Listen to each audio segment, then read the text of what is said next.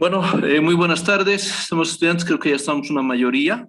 Entonces vamos a empezar por la clase del día de hoy. Ya tenemos que tocar el último punto, que es relacionado a la inteligencia emocional. Ya vamos a avanzar hoy para un aspecto muy importante que dice Goleman sobre la inteligencia emocional. Vamos a cuadrar en un punto. Y quiero que prestemos atención también a un video de una pequeña explicación sobre el aspecto fisiológico. Sí, nosotros como psicólogos tenemos que comprender de dónde vienen las emociones, cómo se producen, cómo se generan, qué ocurre en nuestro cerebro al momento de tomar acciones, decisiones, actitudes, etcétera. Entonces, la inteligencia emocional, aunque no me crean, es una de las competencias más valoradas actualmente. Van a poder encontrar distintas charlas, distintos encuentros, el coaching ontológico que lo denominan, ¿no? Que se basa en este tipo de acciones del autoconocimiento, de la autorregulación, como le denominan ellos. Y aunque no me crean, está muy enfocado a el trabajo que se hace en las empresas, ¿no? Ya hemos hablado mucho de las competencias, cómo generamos, cuál es el valor, la importancia, valoramos, evaluamos sobre estas mismas competencias para poder generar el trabajo que vamos a hacer como partes de recursos humanos, ¿no? Desde la contratación, el desarrollo, el crecimiento, etcétera, etcétera. Entonces, de hecho, esto, por favor, como introducción, lo primero, llamaré lista, por favor, y para que podamos iniciar o empezar a avanzar. Hoy día estamos 1 de junio. Ya tenemos el examen, por si acaso tengo entendido, el 10. Ya, entonces vamos a hablar todavía el día jueves sobre unas pautas del examen que vamos a tener. A ver, vayamos por partes. Brian Águila. Presente, Lice. Gisela Borda. Presente, Lice. María Zené Cardona. Presente, Lice. Gerson ya no viene. Raquel Delgado. Presente, Lice. Melissa Fernández. Juliana García. Itzia Guerra. Presente, Lice. Sonia Gutiérrez. Presente, Lice. Dylan Hayasa.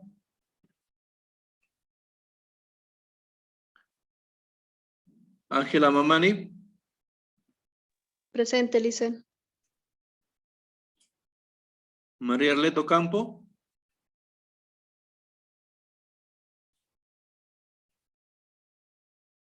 Mireya Pedro. Presente, Lice. Jessica Quinteros.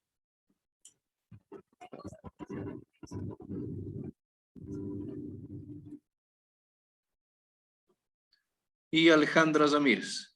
Presente, Lice. Y, perdón, Nayeli Guaita. Presente, Lice. Final te tengo. Ya. Muy bien, chicos. Entonces, todo está programado. Esperemos y veamos cómo está también la situación con esto de supuesto encapsulamiento. Y aún así,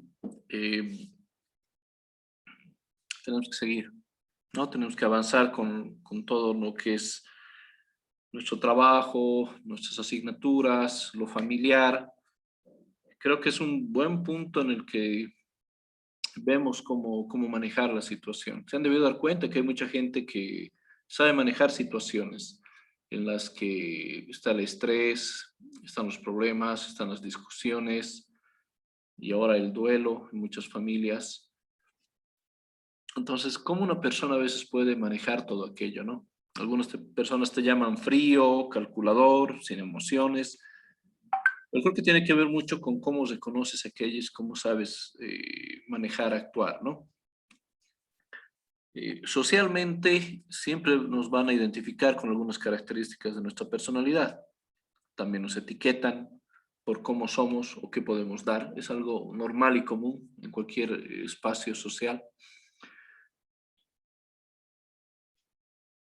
Pero tenemos que ver qué pasa cuando tenemos que identificar algunas cosas en nosotros mismos, ¿no? Por ello, ya hemos hablado de Howard Gardner y cómo manejaba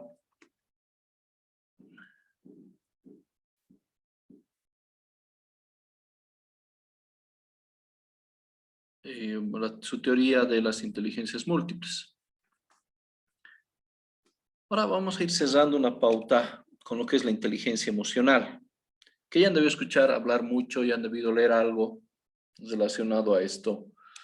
Estamos hablando que en los años 80 ha sido prácticamente un boom que llamó mucho la atención, ¿no? Por Daniel Goleman, que ha escrito específicamente la inteligencia emocional, que en realidad es psicólogo, pero también era un periodista en el cual estaba enfocado, y creo que gracias a él se ha hecho conocer mundialmente, se ha desarrollado mucho mejor.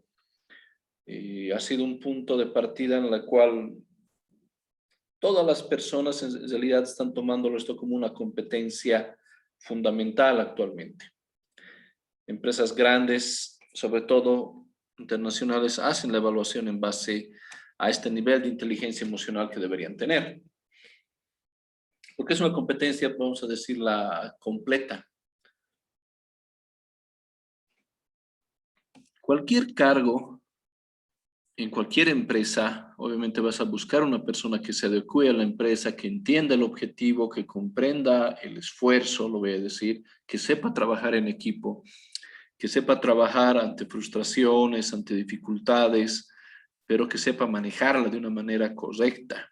No que las emociones le ganen a esta persona y tenga decisiones erróneas, entre otras, ¿no? El día jueves vamos a ver un poquito sobre esto, la inteligencia emocional en la empresa y por qué es tan valorado también en los equipos de alto rendimiento, denominado así, o los ejecutivos que se hacen denominar ya no jefes, ¿no? Sino jefes con G de gerentes de felicidad. Es un artículo que había muy interesante en la cual se basaban aquellos, entonces cambiaban el término. Pero no quiere decir felicidad en el sentido de reír y que no interese nada, ¿no? Sino del generar un valor al equipo de trabajo, a los colaboradores, al nivel que van a tener todos aquellos con los que se convive el grupo o el equipo. ¿Ya? Entonces, nos dice todo. La inteligencia matemática o el IQ era muy valorado hace poco tiempo. Empresas hacían la evaluación de rendimiento en base a este punto de la inteligencia, el IQ, ¿no? El nivel de IQ. ¿Por qué? Porque con eso podías valorarte. Existe esta institución Mensa que reclutaba a las personas en teoría más inteligentes en base a estos criterios. Albert Einstein hablaba de su IQ, se hablaba del IQ también de Stephen Hawking, entre otro tipo de pensadores, ¿no? que han pasado por el mundo. El IQ de Tesla, por ejemplo, ¿cuánto habrá sido? O sea, hay un punto variable y todo esto se ha medido en base también a los psicólogos que han hecho todo ese percance o ese trabajo. Ahora bien, ¿qué es pero exactamente la inteligencia emocional? ¿Ya? La inteligencia emocional es la capacidad, como dice, de percibir los sentimientos propios, ojo, y de los demás, distinguir entre ellos y servirse de esa información para guiar el pensamiento y la conducta de uno mismo. Suena bastante simple, bastante práctico y hasta bastante lógico, uno diría. Pero ¿por qué no lo hacemos?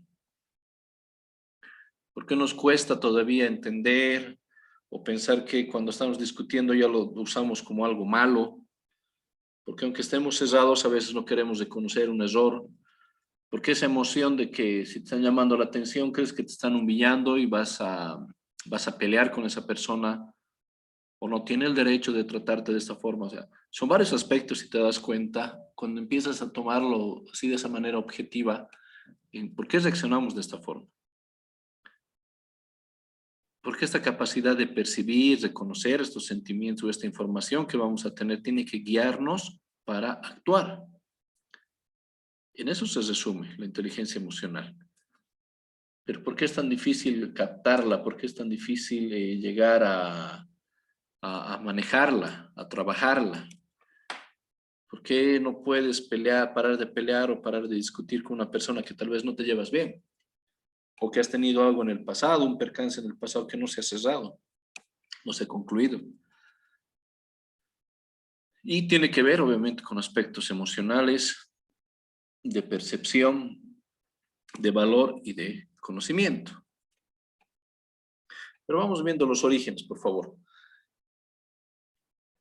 Por ejemplo, el psicólogo Edward Tolkien se considera como el precursor del término, en realidad, de la inteligencia emocional, y para el año 1920 ya lo define como una habilidad para comprender y dirigir a los hombres y mujeres, muchachos, muchachas, dice literalmente, y actuar sabiamente en las relaciones humanas, en lo que puede llegar a entender o valorar en realidad, ¿no? La habilidad para comprender y dirigir. Entonces ya estaba reconocida como un punto de valoración o de habilidad, ya que hemos dicho también es parte de una de las competencias, ¿no? Estructura parte de las competencias.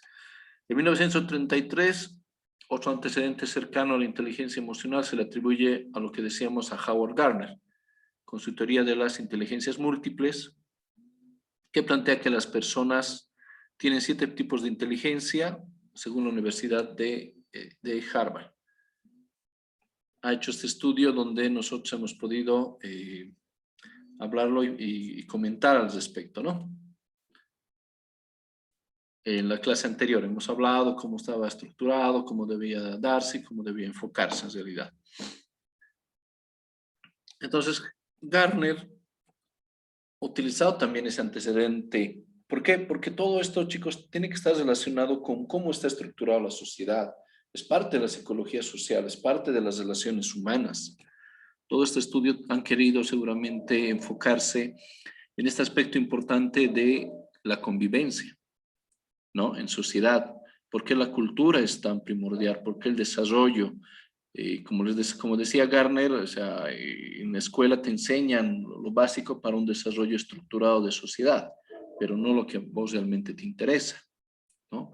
Entonces, estas 7 inteligencias que decía Gardner eran estas, ¿no? La lingüística, que está relacionada con nuestra capacidad verbal, con el lenguaje y con las palabras.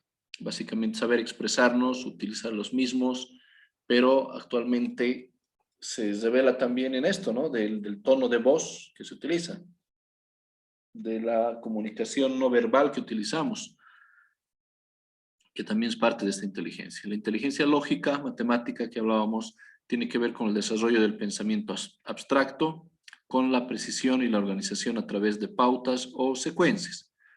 Netamente una formación escolar, ¿no? Basada en la matemática, en las notas, etc. La inteligencia musical se relaciona directamente con las habilidades musicales y ritmos, que mucha gente lo puede desarrollar porque es algo que le apasiona o le gusta. De igual forma, la inteligencia visual espacial, que es la capacidad para integrar elementos, percibirlos, ordenarlos en el espacio y poder establecer relaciones de tipo metafórico entre ellos, ¿no? Que tiene que ver con profesiones, con espacios y sobre todo con trabajo. La inteligencia kinésica abarca todo lo relacionado con movimiento, tanto corporal como en el de los objetos y de los reflejos. La inteligencia interpersonal implica la capacidad de establecer relaciones con otras personas, y la inteligencia intrapersonal, que decíamos, se refiere al conocimiento de uno mismo y de todos los procesos relacionados como la autoconfianza, la automotivación, etc. Que estos 2 últimos son los que hemos dicho que están bastante relacionados, ¿no? Por eso nos dice que esta teoría introdujo 2 tipos de inteligencias que están, como ven, muy relacionadas con la competencia social y hasta cierto punto emocional, la inteligencia interpersonal e intrapersonal, ¿no? Inter con un aspecto social y intra con un punto netamente personal.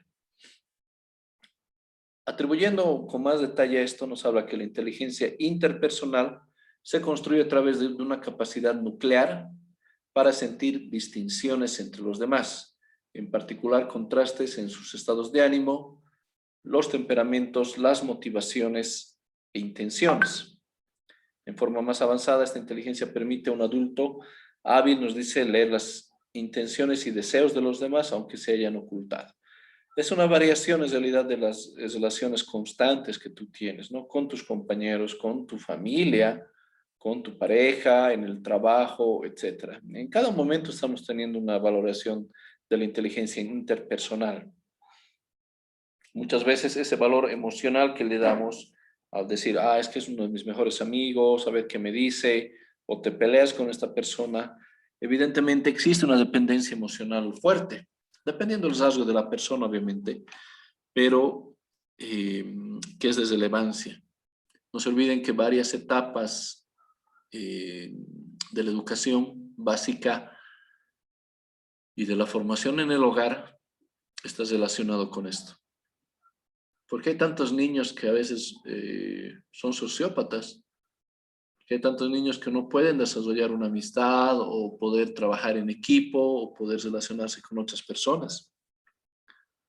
Porque socialmente a veces la misma sociedad pone reglas que los mismos padres no están de acuerdo, ¿no? Ha habido un cambio abrupto en lo que ha sido la formación, la educación, creo, que se han perdido un poquito los valores o el camino que deberían tener. ¿A qué me refiero con esto? Que la misma sociedad cambia y cambia los valores, ¿no? Entonces esta inteligencia interpersonal se va atribuyendo a aquello. Los que somos padres a veces decimos de una forma cómo deberíamos educar a los hijos, cómo nos han educado a nosotros. Y pensamos que esa época era la mejor. Entonces decimos que somos gente de bien y deberíamos seguir educando así. Pero los nuevos valores o las nuevas tendencias también de educación o de valor social cambian. Entonces, esta inteligencia interpersonal se adecua netamente al aspecto de relacionamiento con los demás. Su familia, sus amigos, sus valores, ¿no? Por eso nos dice que en forma más avanzada esta inteligencia permite a un adulto hábil, ya, cuando has tenido, lo voy a decir básicamente, bastante experiencia en lo personal, en lo social. Ya sabes cuando te mienten, ya sabes cuando quieren, como dicen, chantajearte o manipularte, o cualquiera que sea la razón. Un adulto ya debería darse cuenta. Entonces, esta relación interpersonal es donde ponemos incluso más freno. Cuando una relación de amistad o social es buena o mala, ¿no? Sabemos identificar y sabemos actuar de manera correcta. La idea sería que esta inteligencia interpersonal nos ayude eso, a ir reconociendo las emociones primero de las otras personas, ¿no? Y sobre eso, básicamente, valorarlas.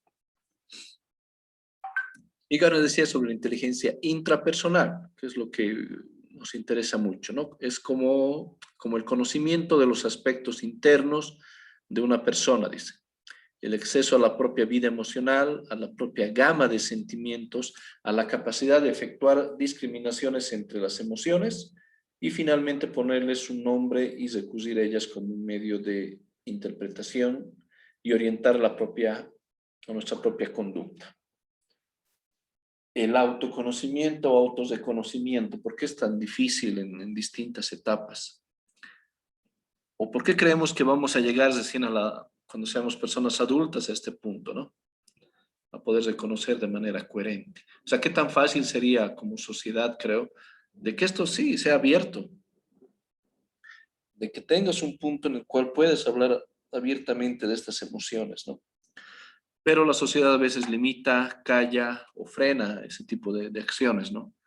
Como decíamos hace tiempo, chicos, vivimos en una sociedad machista, por ejemplo, en donde el hombre no puede hablar de sus emociones, ¿no? Sino es tachado de marica, de cobarde y otro tipo de cosas que hacen que se limiten. Lo mismo, tristemente lo voy a decir, las mujeres, ¿no? No pueden quejarse de todo, se les tiene culturalmente bajo otro punto, ¿no? Es un aspecto social cultural que sí hay que ir cambiando. Pero eso no deja el hecho de que deberíamos autorreconocer nuestras emociones. y cómo deberíamos manejarlas. ¿Qué es lo que nos interesa y qué es lo que no? ¿Alguna vez has discutido con alguien de una tontería y te dice algo que te ofende, te molesta y te quedas todo el fin de semana pensando en eso?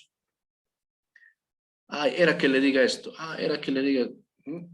Y das vueltas, y das vueltas, y das vueltas a la idea o a la emoción, cuando simplemente debían haberla sacado, ¿no?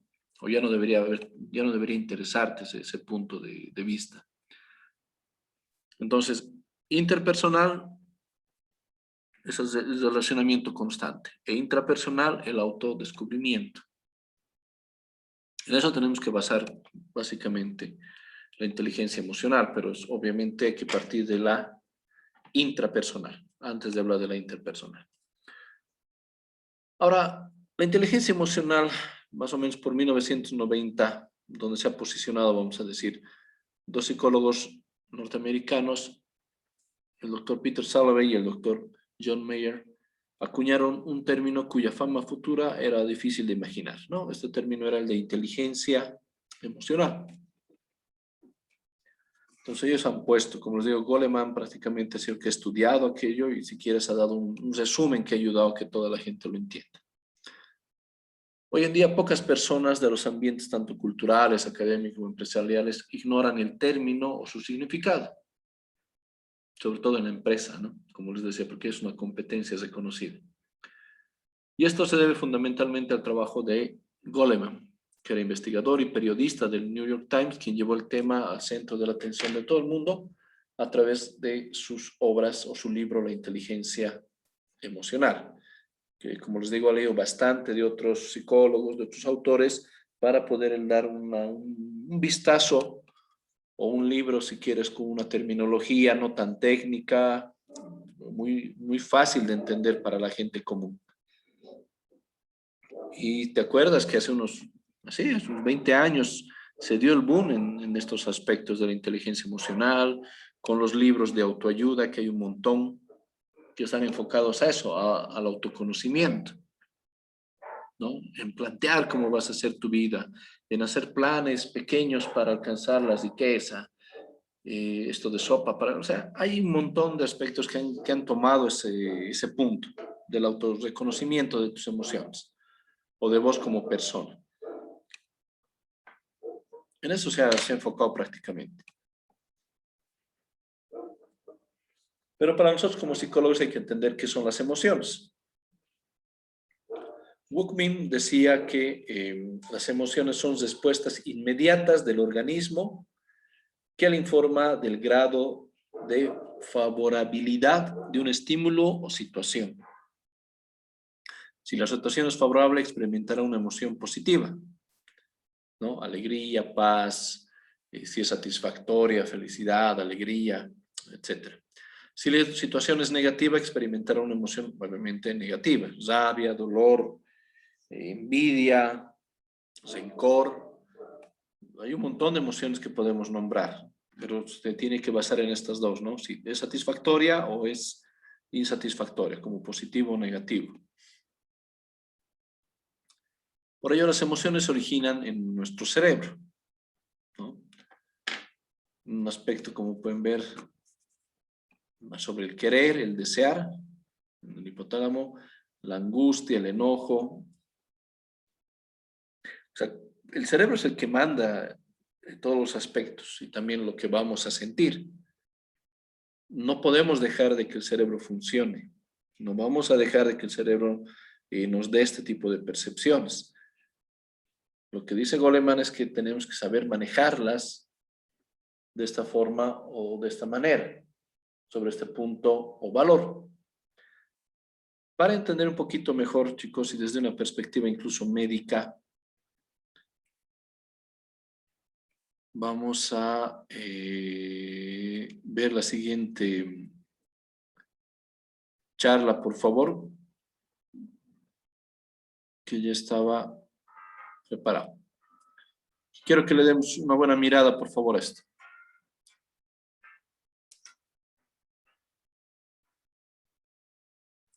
Hola, ¿qué tal? Muy buenos días a todos. Bienvenidos a Educación Médica Personal. personalizada. Hoy nos enfocaremos en el estudio de las emociones desde una perspectiva neurofisiológica. Hay que destacar que las emociones y sentimientos se presentan de manera universal, sin importar raza, género o etnia. Son uno de los ejes que nos definen como humanos junto al lenguaje y el raciocinio. Paul Ekman, un psicólogo estadounidense, se dio la tarea de corroborar la universalidad de dichas emociones. Él hacía numerosos viajes por el mundo y encontró que estas no son determinadas culturalmente, sino que son replicables en cada región geográfica, por distinta que sea esta. Una sonrisa es siempre una sonrisa. La ira se presenta de una forma estereotipada, algunos ejemplos entre otros muchos. Esto nos lleva a pensar que las emociones deben tener un origen biológico evolutivo y secundariamente uno social. El estudio de las emociones es antiguo y apasionante, en un principio con una aproximación filosófica para dar paso a las teorías fisiológicas de los últimos siglos. Platón menciona en su Filebo que la mente trabaja como un carro conducido por dos caballos, uno que representa el componente afectivo, digamos que es el caballo bueno, y el otro el apetitivo, digamos que es el caballo malo. Sin embargo, es Aristóteles en su retórica el que desarrolla de manera mucho más completa y moderna la teoría emocional. Para Aristóteles, la emoción es toda afección del alma acompañada de placer o de dolor, y en la que el placer y el dolor son la advertencia del valor que tiene para la vida la situación misma. No podemos dejar de maravillarnos con la validez contemporánea de sus ideas, ¿o no? René Descartes y Baruch Spinoza son dos de los tres grandes filósofos racionalistas del siglo XVII. Ambos vivían en Ámsterdam, Holanda, a unas cuadras de distancia. Si bien su época y región geográfica era similar, ambos diferían en un concepto fundamental de las emociones. René Descartes sostenía una hipótesis denominada dualismo ontológico, que postula que el alma y el cuerpo se encuentran separados y son sumamente distintos. El alma es etérea, inmortal, es divina, mientras que el cuerpo es terrenal, imperfecto y pertenece a los hombres. Baruch Spinoza tenía una visión mucho más neurobiológica y él sostenía que la mente humana es la idea del cuerpo humano, o sea, uno mismo. Una postura que retomaría fuerza en el siglo XXI gracias al neurólogo Antonio Damasio. El estudio filosófico de las emociones dio paso al estudio psicológico y ulteriormente al neurocientífico. La primera descripción del sistema límbico fue hecha por Pierre Paul Broca en 1878. Bajo el nombre de gran lóbulo límbico o rinencéfalo, englobó a la región medial de los hemisferios cerebrales, en donde incluía estructuras como la amígdala, el hipocampo, el tálamo anterior y medial, cíngulo y áreas del hipotálamo, los cuales forman un limbo o anillo alrededor del tallo cerebral, de ahí su nombre. Sin embargo, Broca consideraba que el lóbulo límbico era el sustrato anatómico de la olfacción, esto debido al gran tamaño que poseía en animales inferiores filogenéticamente. Es Philippe Barr, en 1928, quien señala al hipotálamo como centro crítico para la coordinación del comportamiento emocional. Barr extirpó ambos hemisferios cerebrales, corteza con sustancia blanca y ganglios basales de gatos, y observó que los gatos presentaban un comportamiento de enojo intenso, con dilatación pupilar, erección de los pelos del dorso y cola, arqueo del dorso y aumento de la presión arterial. Sin embargo, esta reacción no se presentaba cuando también se separaba el hipotálamo y su unión con el mesencéfalo. Barth concluye que mientras la experiencia subjetiva de la emoción podría depender de una corteza cerebral intacta, la expresión de los componentes emocionales coordinados no implica necesariamente dichos procesos corticales, pero sí al hipotálamo. Walter Rudolf Hess, alumno de Philippe Barr, ganó el Premio Nobel de Fisiología en 1949 por la descripción de la organización funcional del hipotálamo como coordinador de las actividades de los órganos internos. Hess experimentaba en gatos despiertos, estimulando distintas áreas del hipotálamo y observando las conductas resultantes. Él encontró que al estimular la zona lateral del hipotálamo se producía una respuesta estereotipada de enojo y rabia en los gatos, mientras que si estimulaba la porción medial ocurría lo contrario. El concepto de sistema límbico nace entre 1930 y 1940, al hacerse evidente que existía un sistema encargado de las emociones y de la expresión de las mismas. Toma este nombre por la similitud de estructuras por las descritas por Broca más de medio siglo antes.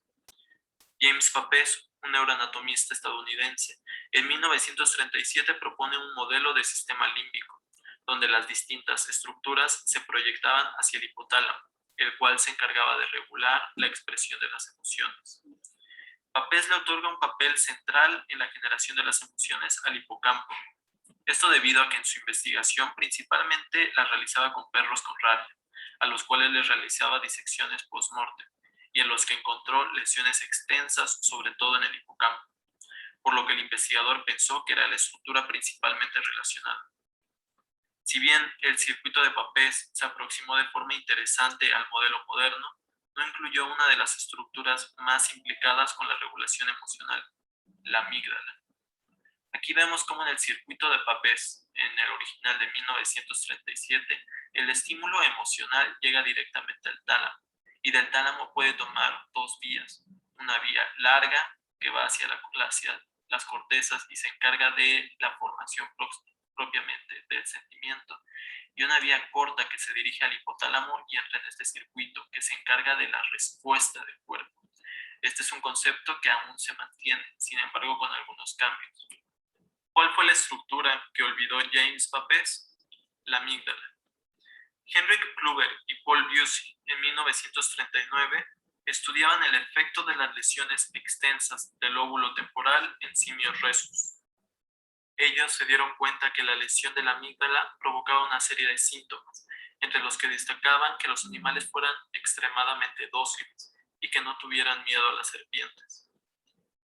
Dicho síndrome es considerado ahora el síndrome de Kluver-Bucy y se acompaña también de hiperoralidad, agnosia visual e hipersexualidad. Una anécdota interesante y curiosa nos dice que Henrik Kluver y Paul Busey en realidad estaban experimentando con mescalina para ver cómo se producían las alucinaciones. Ellos eran usuarios bastante frecuentes de esta sustancia, y en su búsqueda decidieron extirpar los lóbulos temporales de monos rhesus con mescalina. Sin embargo, no encontraron que las alucinaciones cambiaran, sino que encontraron propiamente que estos monos dejaban de tener miedo y que tenían esta actitud extremadamente dócil. Vamos, el descubrimiento que ellos hicieron fue un gran golpe de suerte. Sin embargo, esto no solamente se limita a monos rhesus. También los seres humanos pueden tener lesiones en la amígdala. Por ejemplo, el trastorno de Urbach-Witt produce una calcificación y la atrofia bilateral de los lóbulos temporales anteromediales. Los pacientes con dicha enfermedad presentan problemas importantes en la evaluación del miedo. Por ejemplo, no pueden reconocer expresiones faciales de miedo y presentan dificultad para experimentar dicha emoción. Por ejemplo, veamos esta imagen. En esta imagen se puede ver claramente cómo un paciente dibuja una persona feliz, dibuja una persona triste, dibuja una persona sorprendida, enojada, disgustada. Sin embargo, cuando le piden que dibuje el miedo, le cuesta mucho más trabajo.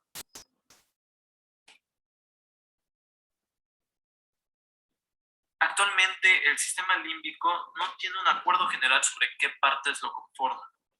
Se considera que presenta dos niveles de organización. El lóbulo límbico, que es la porción cortical de gran tamaño que incluye el área subcollosa, el giro cingulado, el giro parahipocámpico, el uncus y el giro del hipocampo, y distintos núcleos subcorticales, entre los que encontramos núcleos del hipotálamo, núcleos amigdalinos, núcleo medio dorsal del tálamo, núcleo septal, núcleo accumbens, área tegmental ventral. Estos dos últimos forman también parte del sistema de recompensa, que veremos en otra de nuestras clases. Y algunos autores consideran que incluso la corteza prefrontal forma parte del sistema límbico.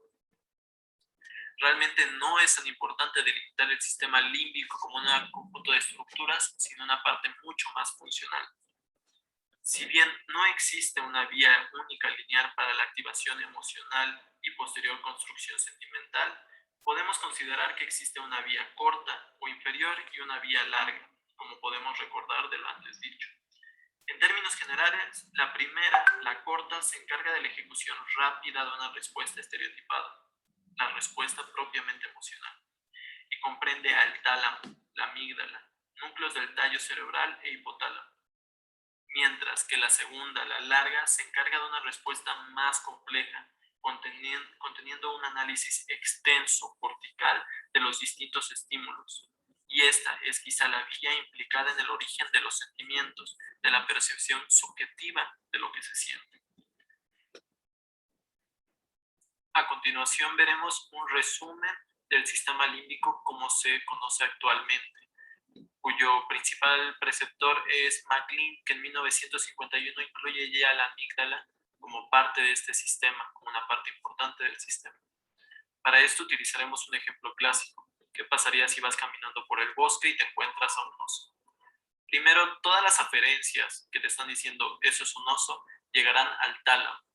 Y del tálamo tendrá una vía larga que ahorita veremos y la vía corta. La vía corta es la que explicaré a continuación. Del tálamo, este impulso pasa a la amígdala. En la amígdala tenemos tres núcleos principales: el núcleo lateral, el núcleo basolateral y el núcleo central. Propiamente, este estímulo pasa del núcleo lateral al basolateral y después al central. Sin embargo, en cada uno va a tener una particularidad. Por ejemplo, el núcleo lateral es un núcleo que hace potenciación a largo plazo. ¿Qué les recuerda la potenciación a largo plazo? Pues las memorias. Esto quiere decir que el núcleo lateral realmente forma memorias que están relacionadas sobre todo al miedo, pero también a otras emociones. Esto quiere decir que quizá el recuerdo de tu primer beso o la sensación de cómo sentiste ese primer beso se encuentra en el núcleo lateral y no en tu hipocampo. Sin embargo, ¿en dónde estabas? ¿Qué estabas haciendo?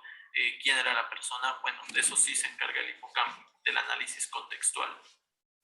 Pero el núcleo lateral es suficiente para aprender. De hecho, en el condicionamiento clásico de Pavlov por estímulos aversivos, fisiológicas de los últimos. se encarga de condicionar al animal para que no vuelva a hacer la misma cosa que le está produciendo una aversión.